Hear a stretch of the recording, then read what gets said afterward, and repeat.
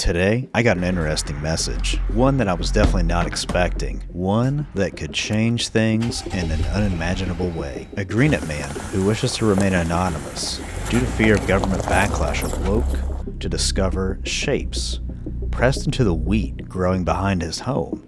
He believes these odd symbols have an extraterrestrial author and are in fact a form of crop circles. The discovery comes on the heels of reports of increased drone activity, both locally and nationwide, as well as an increase in solar storms, as reported by LiveScience.com, coupled with extreme weather activity, marking record-breaking temperatures across the area.